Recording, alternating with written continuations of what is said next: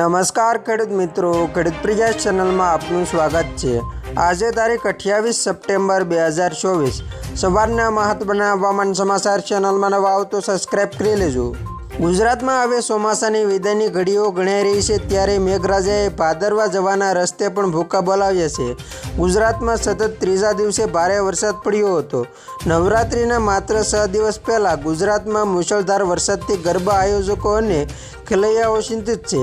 અમદાવાદ, જસદણ, ખેડાણા, નડિયાદ, અમરેલી સહિતના જિલ્લાઓમાં ગાજવી સાથે વરસાદ પડતા વાતાવરણમાં ઠંડક પ્રસરી ગઈ છે।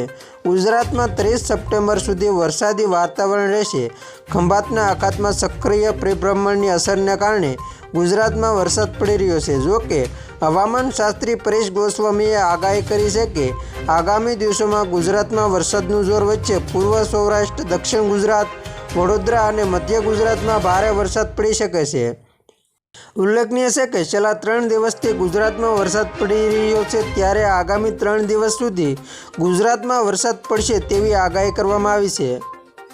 અંબાલાલ પટેલના જણાવ્યા મુજબ આજે દક્ષિણ ગુજરાત અને સૌરાષ્ટ્રના ભાગોમાં ભારેથી અતિભારે વરસાદ પડી શકે છે।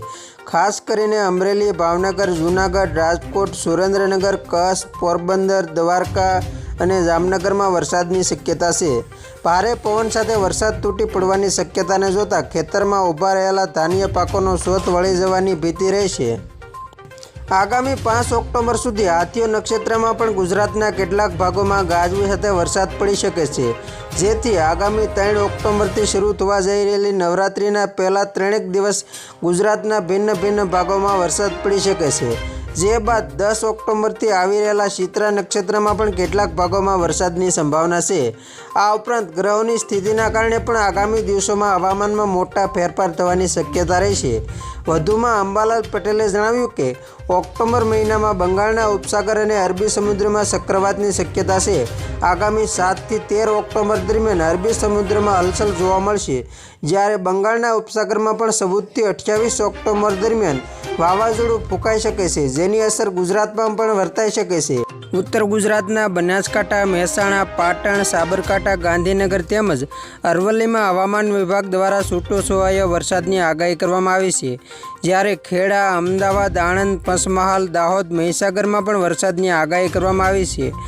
તો ખેડૂત મિત્રો, આ હતા સવારના મહત્વના હવામાન સમાચાર। ફરી વખત મળશું નવી અપડેટ સાથે। ત્યાં સુધી જોતા રહેજો ખેડૂત પ્રિયા યુટ્યુબ ચેનલ।